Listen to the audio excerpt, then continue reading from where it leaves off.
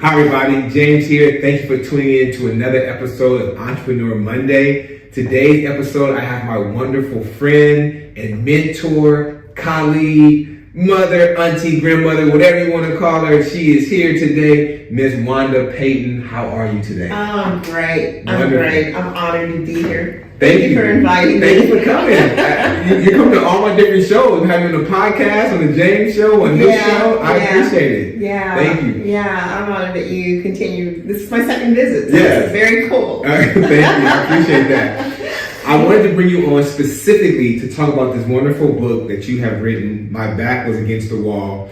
And one, I want you to tell the people, because I want as many people, that's what Entrepreneur Monday is about, bringing people to the product. You have a wonderful product. Give the people some insight as to, one, why you ended up writing this book, and then we'll go further from there. Well, many of the people that are watching might know I've been a coach for, a life coach and a career coach, performance coach. Right. For many years. I've coached thousands, really, because I'm old. I wouldn't say that. Older than number. You are young and youthful. I'm old, so I've been around a long time. Mature is a better word. Seasoned, not old. And during the process of coaching, it's really a give and take kind of whenever I'm coaching someone, I ask them to give me their hand, and so I can really touch and feel them, and I feel their energy, right. And then we begin to coach, and as I'm talking to them, so many of them over the years, they're prompted me, their plights in life and what they were going through, right. And the fact that, during the time that we had a crisis in the real estate business when everybody was losing their home, right. Including realtors. And realtors sitting in my office across from me who were saying, how can I go out and help somebody who I think might be in default when I'm in just maybe days or weeks from losing my own home? And they needed to be coached through that. Right. And so all of those experiences caused me to one day want to put some basic concepts in this little book. It's only 5,000 words that could possibly be used as an inspiration. We all have something that I did, and I still do. Something you can pull upon or listen to, and you re-listen to, and you read and you reread, because life's in session and stuff's gonna happen. That's right. So you pick up the book again and you go, what were those lessons? Let me read that back again. Okay, I got this now. I got this. So in the dedication of this book, I dedicate this to my husband, who was killed actually in an automobile accident carrying a Freddie Mac contract up to Crestline. And prior to his death, he had prompted me. He had, he said, you need to write a book on it. He encouraged you. He did. Okay. He encouraged me, inspired me. So I dedicate the book to William Peyton, married 24 years, and definitely my soulmate. He encouraged me to write the book, and then I also dedicated it to my daughters, who inspire me every day to be the best that I can. They challenge me, and then the challenge overcome is inspiration. I love it. I love them to death. Good deal. And my granddaughter, True, my only little biological granddaughter. And then I also dedicated it to the thousands of coaching clients, and that's what I'm talking about. That's the inspiration comes from. Yes. Who have been honored to allow me to coach them and mentor them throughout the years. It's a blessing for me as well as it was and is for them. Right. So that inspired me. And then lastly, I dedicate this book to all the teachers and the mentors who appeared for me when this student was ready. As Buddha, there's a Buddha quote that says, when the student is ready, the teacher or the master will appear. Okay. I like it. Yeah. Yeah. So that's basically the inspiration for writing this first book. And there will be more to come. Okay. So you took a culmination of your thousands of participants in your coaching. Yes. And what some of their issues are, because everybody has an issue. But some issues stand out a little bit more than others. And the ones that stood out, not only that, the ones that stood out and you heard some consistently. You address those in the book to help. Would you like to know what that was? Please, yeah. You put it in the book, you might as well know. Let's talk about it. That's what we're here for. Let's talk about it. We want people to get this book. Let's go. The biggest consistent issue throughout the course of my coaching has been self-belief and self-esteem. Wow, that's interesting because in real estate, well, you didn't just for clarity, did you just coach real estate or all industries? No, but the majority were real estate agents. Okay, that's what I thought. And always when I was coaching, career and performance, it always blended into life coaching as well. Yes. And your belief system. One thing I can say about real estate is because, now modern, you may have your Redfins and a couple places that pay you a paycheck, but 99.9% of real estate agents, we don't get paid every 2 weeks. No. So you become very faithful and very religious when you get into escrow and you're writing that offer in that transaction. Yes. If you weren't faithful, whatever your religion is, you're going to become even more faithful. And the fact that you said that you heard consistently that people didn't have self-confidence, you have to be confident as an agent, because I'm telling you, one of the biggest decisions that you're going to ever make in your life, next to getting married and a partner that you pick to love, then you have to be confident. And it's interesting that you can be confident in front of a seller or a buyer, but then when you get home, you kind of shrivel, and you address that in the book. Yes. Your belief system has to be intact. Absolutely. And when I talk about emotional energy management, I'm also talking about, it isn't just managing your thoughts alone. It's managing your thoughts in relationship to your belief system and a power greater than you. And that for me is God. They blend together. Simultaneously, yes. Absolutely. At the same actual time. So I believe that God can only do for us what he does through us. Right. And if you're not a willing participant because you don't believe it's possible for you, then there's only so much God can do for you. You have to be on the court too. That's right. You have to be on the court and playing. And the reason I say that is because when I would start with the goals. So let's talk. I'm talking to an agent in your coaching session. In our coaching session. Okay. And I'm saying, so what is it that you think that you, and they're new, they're kind of say within a year, 6 months. Okay. And it's just understandable that they really don't know what's possible for them. But I would say, so what kind of revenue are you thinking that you want to create? Right. What's your projection? Your first year. Right. And I would consistently get an answer like, well, I don't know. Do you think 20,000's too much? Or do you think 60,000's too much? Wow. Or I don't know. And so, I said, I'm gonna guide you into, what I think is realistic. Right. But you gotta stretch. Right. You have to stretch beyond your comfort zone. Don't limit your beliefs on what you can do. Exactly. Right. You have to stretch.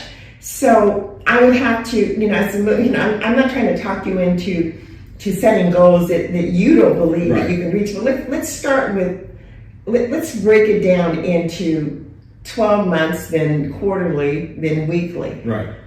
Here's what, if you were doing $100,000 a year, you'd be doing $25,000 gross, a quarter. Right. Let's break that down into monthly $6,000, and then here's what you need to do. Right.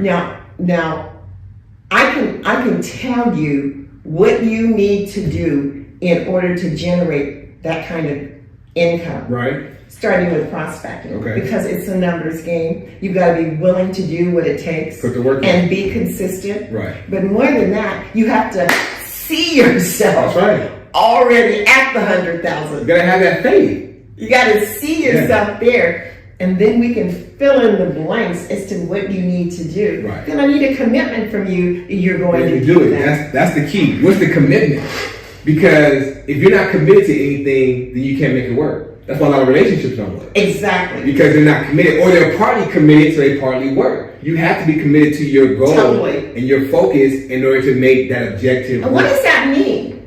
It means that when you're rejected, and you're going to be rejected, Right. you know, you're able to, number one, take a look at what it was you did or didn't do or could do better. Right. What classes do you need to take to shore up your confidence and your knowledge of what you're doing so you can present yourself? You have to You know, assess you it. got to walk and talk like you know what you're doing. And it's not BS. You have to feel that. That's right. You have to feel that. That's right. So that's the energy management piece that's important, and why I always, when coaching, integrated career goals and a number of goals with what we need to do spiritually, emotionally, consciously every day to see ourselves at that place. Otherwise, it's just a dream. Right. You're not even I read focused on it. somewhere, goals without a plan is just a dream. So the dream by itself may feel warm and fuzzy. But if you're not putting the work and the dedication and the actions, it's not going to And you don't happen. have the plan of action. This is why, it's really interesting, we talk about entrepreneurs. Right. And so many entrepreneurs get so emotionally involved with the idea of what their product is and what their goal is, and all that is truly important. But they gotta have some foundation. That's right. Don't you agree? 100%. If I just use the title of entrepreneur and don't put in the work, it means absolutely nothing. But it's not just work, because you can work. You need to work smart, not hard. Right. Right. And smart means, for me, it means first get your mind together. What does that mean? Right. You get up in the morning and you start getting gratitude. It's in the book for what's working in your life. That's right. Start with that. That's right. Because you know why? We're always looking to the next deal, Right. the next seller, the next buyer, the next whatever it is. It's our culture. Right. We push. And how many people am I going to see today? Who's going to be my, what appointment? My prospects, right.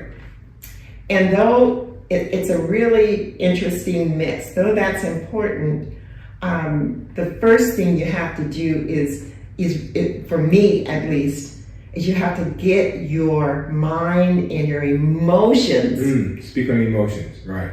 intact. Okay. And be grateful for what's working right now. Not that you don't want more to work. Of course you do.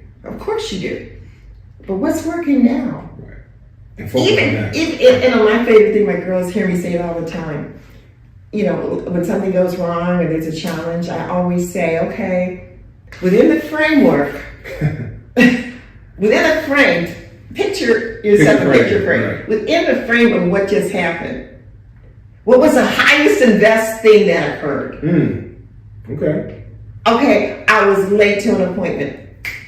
Okay, within the frame of what happened, now that's not a good thing to be late to the appointment. Customer doesn't know, client doesn't know that you're late, you haven't called them or whatever. Right. Within the frame of what happened, can you pull out any good stuff? Well, I eventually got there. I explained what happened. There was an accident on the freeway, and the good thing was they allowed me to come in. They weren't mad at me, and I got the listing. Right. Okay. It all worked out. Within the frame. Yes. Within the frame. So, I guess my point is that many times we don't take the time to be grateful for what is working, even within conflicting and contrasting situations. You can pull out something, James. That's good. That's right. Something that's working. And then you anchor it. Important word.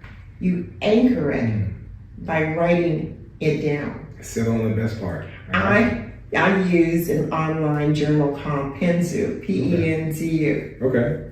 It times and dates all of my entries. Nice. And what's so cool, it saves them. And I can put a lock on it, and I can go back and I can look what I wrote back in 2014 and see where I was, or years past, where I was then. And you know what I love to do? I love to write when I'm in the middle. Let's say you've got some contrast and stuff going on, right? And you write in your journal, this is what's going on in my life right now.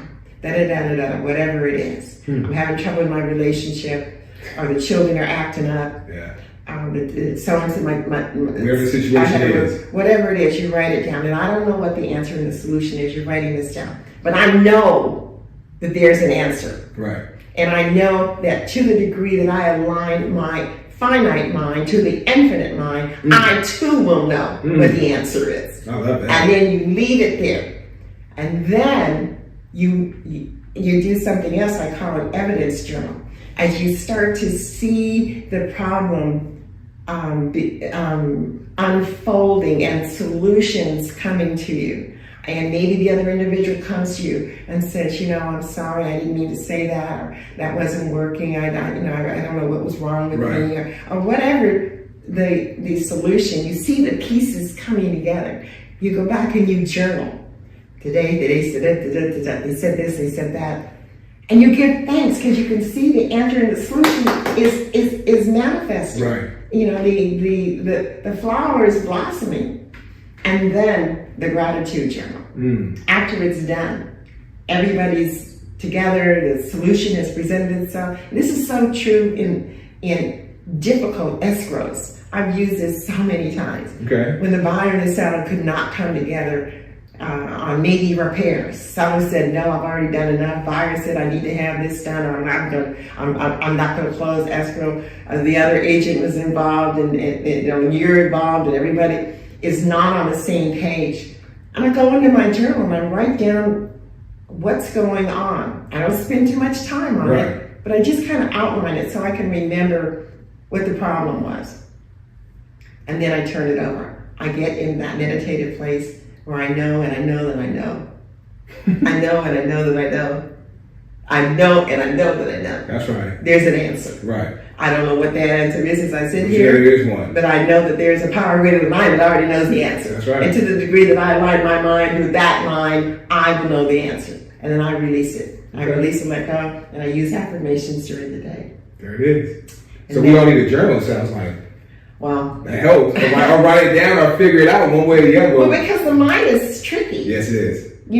Things grab your attention, and you have all that self-talk that you're trying to control that's going on. That's right. But if you're writing it down, you can go back and you can read it, and you can say, this is what happened. This is what the problem was. Right. And this is when I turned it over. This is when I turned it over. Now I can see how it's being resolved. And now closed escrow. That's right. And to add to that, how you turned it over, what was the solution to that problem? Because, like you just said, through all that manifestation and writing and journaling, once you document those wins, you can go back and reference it. Now you have a guide. That's why when you go back, oh my God. To do it. I read something this morning, a meme that said that every trial overcome becomes someone else's survival guide. That's right. And that's what this is. That's the blueprint. That's what the book is. So and you're right, because when you go back and you read your own story, absolutely, your own situation, what does that do for you? Not only does it let you know where you were at that time in your life, it lets you know how you conquered it at that time in your life. Absolutely. So if that roadblock comes up again, you know how you're like, oh, this is easy work. I can go ahead and do it. Absolutely. I got this. And now I can give it to my son or my friend or my coworker and say, this is how I got through that same problem. Absolutely. It's easy for you to do. I keep saying, I'm 78 years old. And can't believe that. I don't know how many years. I think you tell the story. I see your driver's license. Where's your license? I don't know how many years I have left. The average age in this country is 78 years old. Oh wow, I didn't know that. Yeah, average lifetime span. Well, you're gonna surpass that. All right. Well, thank you, James. And my whole point in saying that is because my journal is my legacy. That's right. And I have handwritten journals, and I have online journals for years. I have journals written when my girls who are in their 50s right now were just teeny boppers. That's beautiful. And I have it written down. She spoke to me this way. I'm not gonna have that. And you're ready for action. You know what I mean? Right. You was ready. I get it. And then I go to this part when she came to me and she realized she was going to be grounded, and she's better now. That's good. I want to get into the book some more. I always read the title, My Back Was Against the Wall, but under it says, until I learned how to manage my emotional energy, then the game changed. You just gave us how to manage your emotional energy in this manifestation, in the process of journaling and learning from your mistakes. And one thing, that I hear, one that you just said that I think that we should put emphasis on, we always reference, learn from your mistakes. And I think that's great, but we need to add on to that moving forward. Learn from your mistakes, and then how did you learn from your mistake? Yeah. Because that's going to be exactly. What did you learn, and then how did you learn from the mistake to get past that mistake? Because we're going to always make mistakes. But instead of just always saying, oh yeah, you got to learn from your mistakes. Yeah, learn from it, but then practice what you learned in order to make sure that you repeat itself. What you're saying yourself, just say, okay, well, I learned from my mistakes, I'm not going to do that again. Right. And what did you learn? Exactly. Yeah. Exactly. You have to document that. So in here we have... Can I say this? Oh, absolutely. I'm trying to get into the book, but no, please. It's about the book. Okay. No, it's about the book. Okay. And what this title came from. Oh, yes, please. This title came in the midst of darkness for me. I was, as I say in the book, I was babysitting. I was in my, 24 maybe. These 7 kids that, wow. two biological babies. And my husband had 5 kids. Mm-hmm. And they all... one day, and I mean it was like overnight, they all moved in. Oh, so wow. We were in a 2-bedroom house in Los Angeles on 71st and Western. I know exactly what that is. I know exactly what that is. They all, and we were, needless to say, we were not prepared. Right, I'm sure. I mean, and there were clothes. I can remember making clotheslines across the living room so they have some place to hang their clothes and getting them back into school. And the day that I said, when things were the roughest and the worst, the challenges were the darkest. Right. I remember saying to a parent as I was walking her out the door, I was telling her what my situation was, and I said, but you know what? My back is up against the wall, and I am coming out of this. Go ahead. I don't know how. Right, but it's going to happen. But this is it. This is, when you're backed up against the wall, you're right. You got to come out swinging. You got to come out. You don't know. We're not like that, but yeah. Emotionally swinging, So that's where this title came from. Okay. My back is against the wall, and I'm coming out. Right. I'm coming out of this. You should put that in parentheses. I'm coming out swinging. That would have been good. All right, so let's go into some of the chapters. I want to dive into it. Here. We want people to purchase this book. Like you said, 5,000 words. 5,000 words. And you have an Audible out. And I have if you don't like to read, listen to the Audible, your iPhone, your iPad, Android, and you don't have computer. to be an Audible member either. Oh, really? No, you can pick it up on iTunes. Okay, and then just download it for free and listen to it. You have to pay for it. But iTunes, or if you don't like to read, you can, Kindle, you can get it for free. Right. But if you're going to listen to it, I have a beautiful narrator who narrates. Have you heard it? I have heard a little bit of it, but not the complete. Because I like to read. I like to sit there. Some people rather pick up the book and read it and highlight and do that. And so that's that's the. But the Audible, the audio is available. And again, you don't have to become necessarily a member. A lot of people are like, I don't want to join Audible, so I have that monthly, subscription fee. Okay. So it is available on iTunes and Amazon.com. That's right. Okay. Well, when they watch this episode, I'll make sure we include the links of that so they can go. That'd be awesome. I want to read through the chapters. You have 8 chapters, and I want to just highlight some of the chapters that you have. Chapter 1 is Introduction to My Story. Chapter 2 is My Back is Against the Wall. And I'm giving the audience these chapters so you know what to expect when you purchase this book. And these are, like Wanda said, real-time, real-life situations that are the culmination. Can you imagine coaching 1,000 people and hearing first taking on their energy, helping them, pushing them through whatever their issues are to help build them and make them better, and then saying, okay, I'm going to put them on this book to help millions of people across the world. That's my hope and Yes. my prayer. Yeah, and your prayer will be answered. And thank you. Already, women are coming to me and saying, my friend has going through this challenge, and I told her I'm going to send her the book, or I'm sending her, a gift audio. It's already happening. Yes, and that is so fulfilling. That's a blessing. You have no idea. I can only imagine. I sent you the text. Remember we did the first interview, and I sent you a text that said, "Hey, I just bought that lady's book online, and how do you get the interview with her?" Yes. And that was just so random. Someone seeing on social media, but they had no clue, but they bought your book. Exactly. Yes, and then they acknowledged that. So chapter 2 is My Back is Against the Wall. Chapter 3. When the student is ready, the teacher appears. That was what we just. And that's when the transformation began. Okay. So I set it up with the transformation. This is when it changed for me. All right. And how it changed, and then the lessons that my mentor taught me. Beautiful. And now you're getting this from the mentor herself. So that I like that. Let's do a breakdown of each chapter. Chapter 4, I like this. Lesson number 1, clarity. Give me some insight to that. Yes. When I went to see this woman, I had no real expectations. I just really needed to talk to somebody. Okay. Somebody that I felt I could trust. Right. And could give me some insight as to what was wrong in my life. Right. And now, when you say this woman, who was the woman? this is an Was she a coach older also, woman. or a mentor? She really wasn't a coach. Okay. She was a spiritual woman that I heard speak at the church. Got it. Okay. And she was, you could say, a spiritual mentor. Okay. But she didn't have a spiritual mentor business. Right. So you just can go talk to. I just remembered, gosh, I remember getting her card. And she just popped in my mind. I didn't even know her from before. Okay. I was like, I need to go talk. I want to talk to her. I was just led to talk to her. Nice. And so when I got to, her apartment was on Wilshire Boulevard down in Los Angeles. Nice. And it was in a high-rise building. Okay. And I remember getting in the elevator and going up to her floor. And I was nervous. I mean, I didn't know this woman, but I just felt like she could offer me something.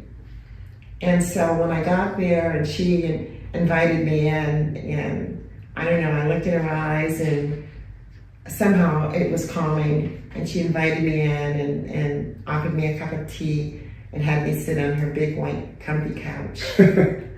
And I sat there and tried to get my story out before I burst into tears. Right. And my question was, why is God punishing me? I think we've all asked that question at some point in our life. What have I done? Right.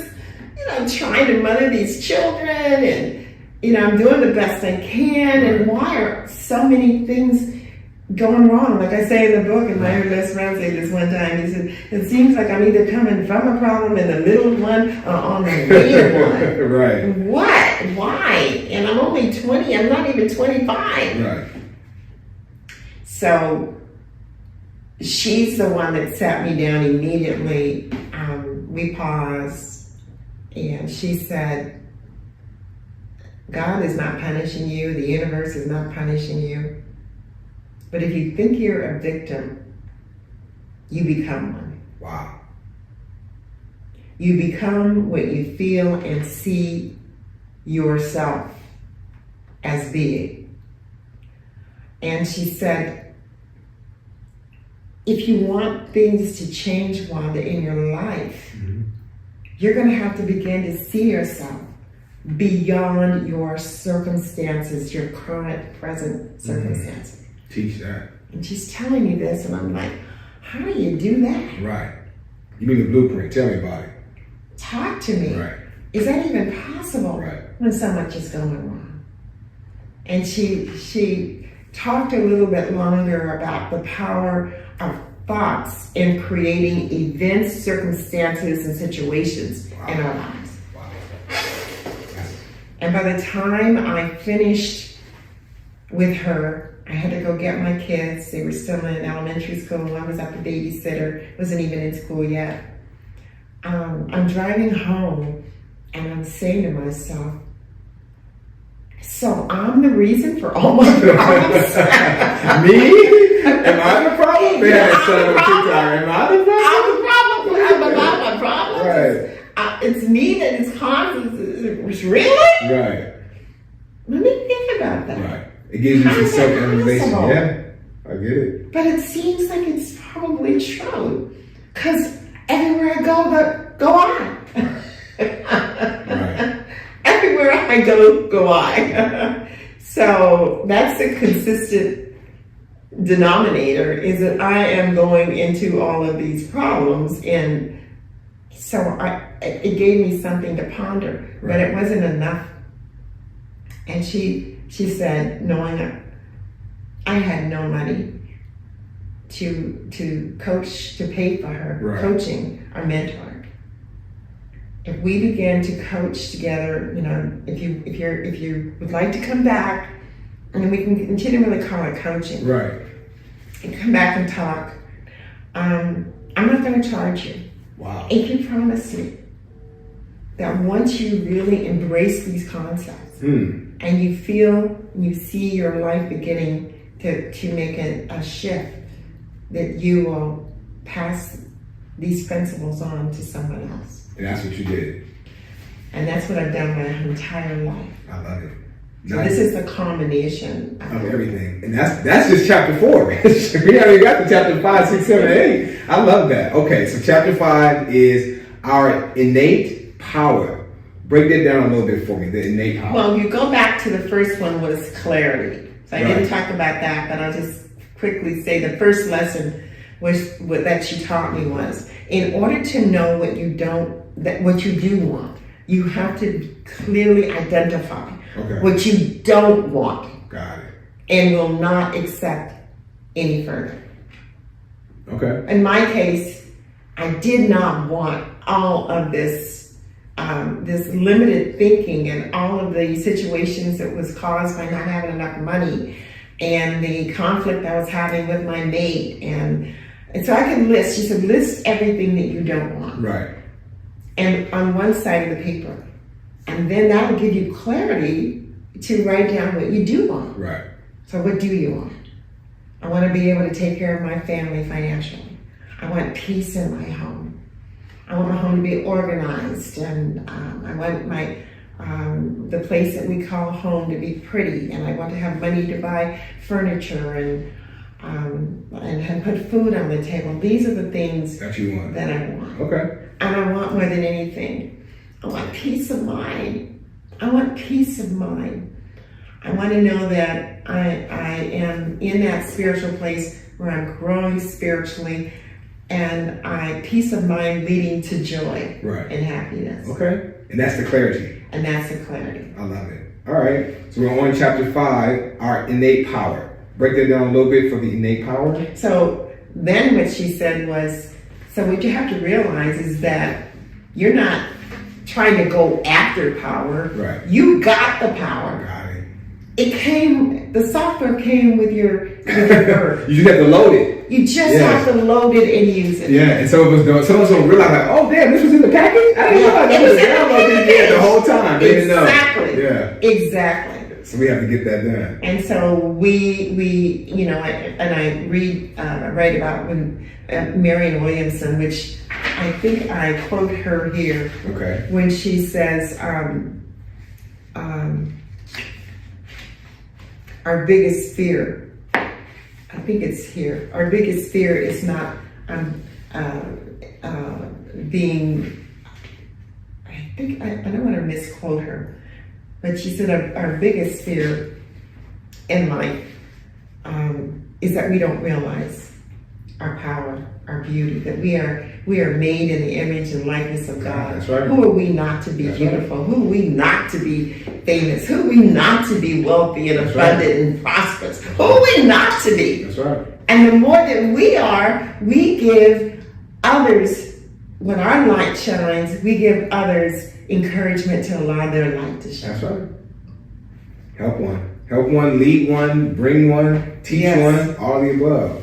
Chapter 6 is getting into action. That's self-explanatory. It's time for some action. I love that because you've been active from what I'm hearing the story now since 20 and younger. Up until now, you've been consistently going. Here's the once lesson 1 had been enacted or activated. Lesson 2, realizing my innate power, getting into spiritual alignment. Right. Then I was open to receive creative and inspired ideas. Okay. And so out of nowhere, you might say, getting into action was this phone call that I got from, my husband and I got from a friend we hadn't spoken to in years, who said, hey, you guys, I know that your husband's involved in security, and I know that, you guys can do this. I'm in charge of contracts for this company. And I think you guys can handle this contract, but I know you don't have a company yet, but why don't you get your license and, submit a proposal? And I think I could be influential in getting you this big security contract. Wonderful. Now, it's not that I grew up as a young girl saying I want to open up a security guard company. But it's an opportunity. It was an opportunity that came my way. And when he said that, and we started to apply for the license from the Department of Collections and Investigative Services, and we got the license, I knew, you know how you know, and you know that you had know. That feeling, that's right. It was like, I've done all of my preparation, spiritually, emotionally. I've been managing my emotional energy. I've been giving things in advance for the good that's coming my way. I've been working on myself. That's right. And look what's happening. An opportunity has presented itself to me. So we ran with that. And I knew this is, in my heart, in my mind, I said, this is going to change our life. That's right. This is going to change my family's life. I even thought I was young, I was in my 20s. We're going to be millionaires. And we got the license. We submitted the proposal, and we were rejected. Oh wow! And why would we get it? We didn't even have any guards. It was just, it was like we wanted it so bad. We said we could do whatever we need to do. We'll hire some guy. We'll figure it out. We'll figure it out on the way. But we didn't. He called us and he said, "I'm sorry, you guys. You didn't get. You didn't get the contract." And this is how life. And I put this in the book. That success is not always a straight trajectory. Right. I see the meme says you think success is this way, then the meme has these squiggly lines backwards, forwards, back and forth. Right. Don't get discouraged. Right. It's rarely like that. That's right. You get an idea, you get a proposal, you get, they give it to you, you start working. No, it doesn't always happen that way. It rarely happens that way. Absolutely. So we took a step back. And my husband was like, well, hey, it didn't work out, we tried. And I was like, my girlfriend of mine, I was very close at the time, and she said, why don't you do it yourself? I love it. I said, what? Independence. Why don't you do it yourself? You don't need a contract to start a garden company. Do it yourself. And that turned my mind. I was like, yes. So without any, and I know so much more today at the age that I am than I did. Absolutely. But I was so filled with faith and self-belief. I remember going down to, this is years and years ago. It was Whitefront, I think it was. It was a store. I got some white paper and made me a heading. I started sending out letters. Okay. But the most important thing that I did was every morning, after the kids had gone to school, and my youngest one, I would take her next door, I would sit in a quiet place, and I would begin to see myself being inspired by that power greater than I. Right. And I began to see that even though I didn't know where to go get the business, that God did.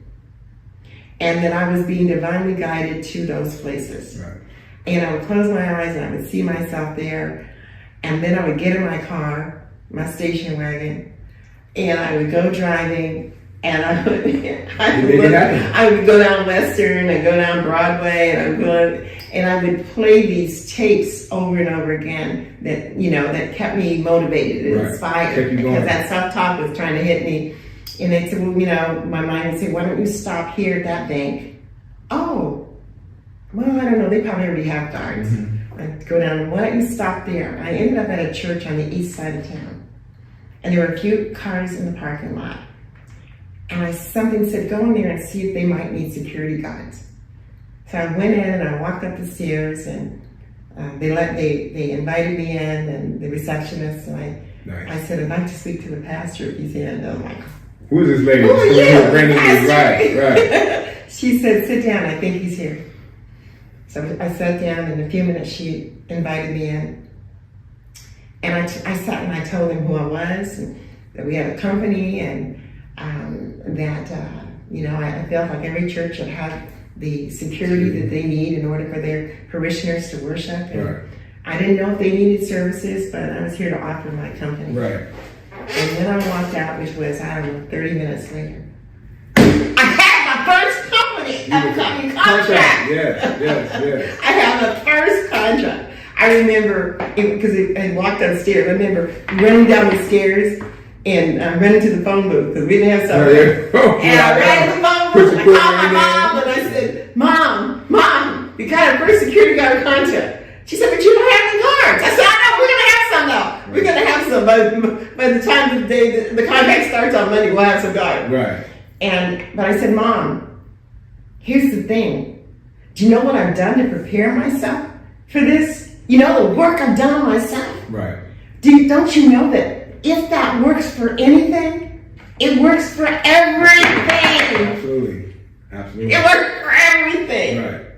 This is just the beginning. And I use that concept and that practice with every new contract that I got. By Monday, we had guards who had come and heard in the neighborhood that we were hiring guards, and they lined up in front of our house. Beautiful. And I was living on 123rd and Raymond. Okay. And they lined up, and they came in, and we filled out applications. Okay. I said, and they came with their own uniforms from the companies that they were currently working at. Oh, okay. And they said, and so we'll work for you part-time, and then, whenever you get more business, we're going to come over full-time. Nice. And that's how we started. Good.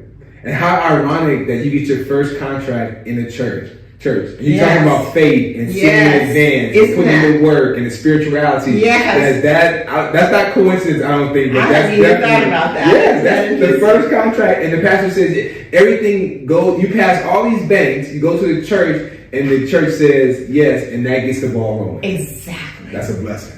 That's a major blessing. I love By that. the end of the month, I had a bank, Broadway Federal Savings and Loan. I remember Broadway Federal. Yeah, I remember that. I had that bank. I had, there was a bank called Security Pacific. I remember Security I Pacific had too. Security Pacific Bank. I had Bank of America branches. Okay. I had Southwest Bowling Alley was down there at the time. Right. I had UCB, United California Bank. That was a bank. I had Ralph's store. I had a 10 Ralph stores. Nice. A 24-hour shifts. Okay. And it was growing. It was growing because if it works for anything, it works for everything. That's right. And that brings me to the last chapter, which is the conclusion. And it seems like not the conclusion on the security company or the real estate, but the conclusion on you working tirelessly in a business and now giving everything that you've developed back to people. Yes. And that's what I take out of it, but you can go ahead and elaborate on the conclusion here. Well, my story then becomes my life. My life becomes my story. I love that. And that's true for all of us. Right. And so everywhere and every opportunity that I've had to share with men and women, not just women, but everybody who will listen. Right. You live here, I will tell you about it. Listen. About my coming out. And I say that there may be other paths to the same outcome, but this is my story. Right. This is my story. And that's basically the blueprint and the conclusion. Yeah. This is a wonderful book.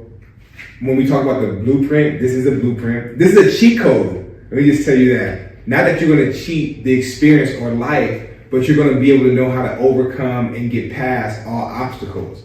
And this is something that will not only inspire you, but it will elevate you and take you to a whole nother level. Thank you. Seriously. And that was my goal, as to spend as much time on this book as possible today on this particular episode. I want everybody to go out and pick up this book. I want you to download it and listen to it if you don't like to read. Only 5,000 words. I want to say this too, that the end of the story, the end of the book, lets people know that life is in session. Right.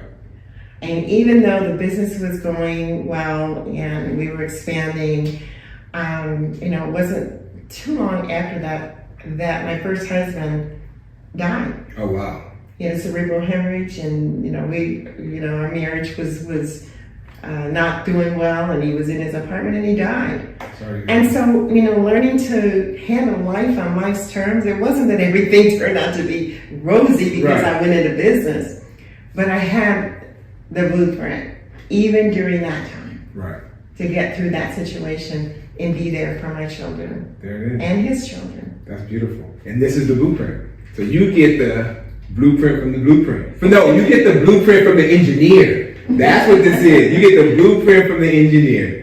And we want you all to support it. So thank you, Wanda. Thank you so Thank much you for taking the time. No, I want it. We love it. We love it. Every time I hear it, or I'll go back and watch clips, or as I'm editing clips, I'll listen. I'm like, damn, this is really good. Let me share this one. How many views can we get from this one? Because we want to let people know that you are a true gem and a blessing, and everything that you have to offer, we want the community to receive it. We want the world to receive it and give it back to you in tenfold, and just say thank you. Thank you so much. Thank you. I appreciate it. Until the next time, make sure the podcast next week, Wanda's going to be on there talking about relationships. It's a totally different ball game. A little bit, we're going to talk about self-esteem. Self-esteem. And relationships are going to come into play. That is. But that's going to be the unfiltered version of all of this. So stay tuned, pick up the book, and thank you. Thank you.